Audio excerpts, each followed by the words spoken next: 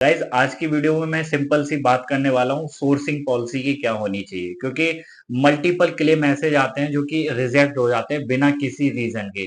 Company reject कर देती है, कस्टमर बहुत सालों से पैसा पे करते आ रहे होते हैं, एक कस्टमर और कंपनी के बीच में बहुत सारी बॉन्डिंग होती है पर अचानक से वो बॉन्डिंग टूट जाती है जब क्लेम रिजेक्ट होता है। फिर कस्टमर के गलत रिव्यू आते हैं, कस्टमर कंपनी को स्विच करते हैं, पोर्ट करते हैं। तो ये सारे रीजनों से बचने के लिए ये वीडियो मैं बना रहा हूँ।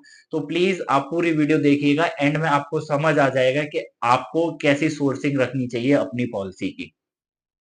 पॉइंट ऑफ में समझाऊंगा, सारी कंपनियों की सोर्सिंग सेम ही होती है, तो कुछ चीजें आपको समझ लेनी चाहिए। पहली चीज, जो सोर्सिंग कर रहे हो कि आपको ये आइडेंटिफाई करना है कि आप अपनी पॉलिसी पोर्ट कर रहे हो या न्यू ले रहे हो, आप ले कहां से रहे हो, ये सबसे बड़ा एक्स फैक्टर होता है।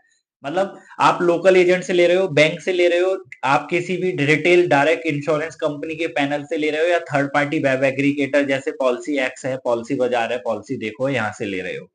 तो सारे मॉड्यूल सेम ही पॉलिसी देते हैं पर सर्विस पे आके टोटल मामला फिक्स हो जाता है। तो हम बात करेंगे इसमें, थोड़ा सा डीपली मैं लेना चाहूंगा आपको इसमें, कि आप ये समझिए कि आपकी डायरेक्ट हेल्प कौन कर सकता है। एक कंपनी में बैठा बंदा, पॉलिसी बाजार वाला बंदा, थर्ड पार्टी वाला बंदा, एजेंट ब्रोकर, या बैंक वाला बंदा, इन ये सारे लोग जो होते हैं अपने अपनी इनकम बढ़ाने के लिए या पैसे के लिए, सैलरी के लिए कुछ टारगेट बेस्ड जॉब कर रहे होते हैं, जो कि इन टारगेट्स बेस्ड जॉब के लिए आपकी पॉलिसी को सेल करने के बाद ही इनको इनका टारगेट कंप्लीट होता है और पे आउट मिलता है। तो इनके चक्कर में आप जो है कहीं अपनी सोर्सिंग को गलत तरीके से ना यूज होने दीजिए। इसके लिए प्लीज आप भी इंश्योर रहिए तीन चीजों पर। पहला, आप इनमें से किसी से भी पॉलिसी ले लो, पॉलिसी आपको कंपनी क्लेम ही देगी, कोई भी गलत नहीं है। बट आप इंश्योर करिए, आप जहां से पॉलिसी ले रहे हैं आपके पास जो मेल आ रहा है वो कंपनी डोमेन है, मतलब एट द रेट के बाद कंपनी का नाम आ रहा है, जैसे Star Health insurance, at the rate care insurance, at the rate Niva Bupa .com, ऐसा आ रहा है या नहीं आ रहा है। और आप जिस रिप्रेजेंटेटिव से बात करें उसका आईडी कार्ड जरूर लीजिए और कंपनी के टोल फ्री नंबर पे एक बार वेरीफाई करिए, चाहे वो पॉलिसी बाजार का बंदा हो, चाहे वो थर्ड पार्टी का बंदा हो, चाहे वो एजेंट हो या डायरेक्ट कंपनी हो। दो चीजें। तीसरी चीज, पॉलिसी लेने से पहले आप उस प्रपोजल का मेल जरूर मंगाइए कि आपने पॉलिसी में क्या लेने जा रहे हैं, उसका एक पूरा समरी आपके पास होना चाहिए with brochure. After purchasing the policy, जब आपको सॉफ्ट कॉपी रिसीव हो जाए तो आप उस पर चेक करिए कि आपने जो डील की थी क्या वो सारी चीजें मैच कर रही हैं या नहीं कर रही हैं। फिर बोल रहा हूं, प्रॉपर वेटिंग पीरियड जरूर मैच करिए कि आपने जो वेटिंग पीरियड लिए हैं, जिन जिन डिजीज पे बताएं वही लिख के आए कि एक्स्ट्रा कुछ आ गए। क्योंकि बहुत सारे कस्टमर मात खा जाते हैं स्पेसिफिक इलनेस में, जो कि किसी कंपनी में 14, 20, 22, 30 तक हो जाती हैं, जिसमें cataract, hernia, piles, fissure, cyst, ENT, Alzheimer, बहुत सारी चीजें आ जाती हैं।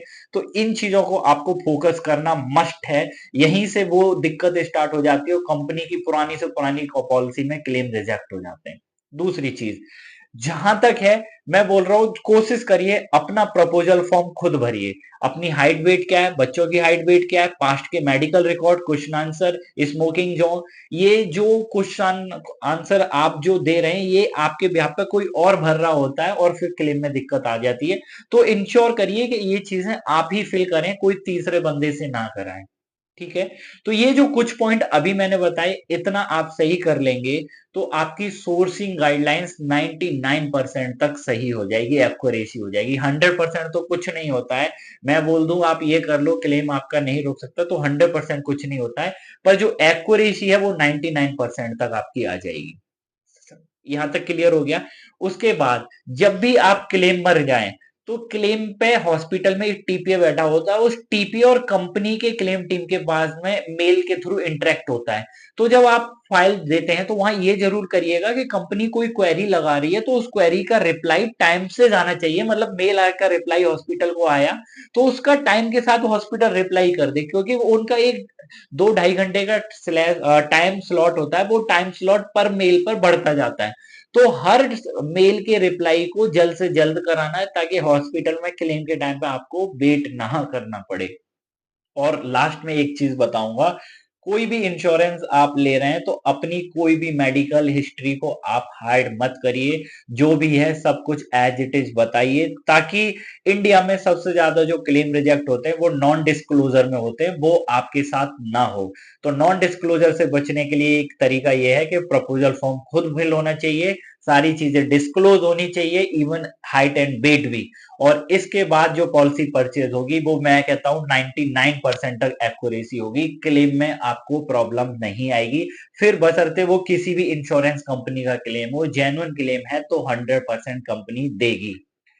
इसके अलावा आपके कोई सवाल हो या कोई और जानकारी लेते हैं तो प्लीज मुझे आप मेल, कॉल, व्हाट्सएप कर सकते हैं। सारी डिटेल मैं डिस्क्रिप्शन में देता हूँ। वीडियो अच्छी लगी हो तो प्लीज सब्सक्राइब करिएगा और चैनल को, और वीडियो लाइक जरूर करिएगा। आप लाइक नहीं करते हैं, चैनल सब्सक्राइब कर लीजिएगा। Thank you.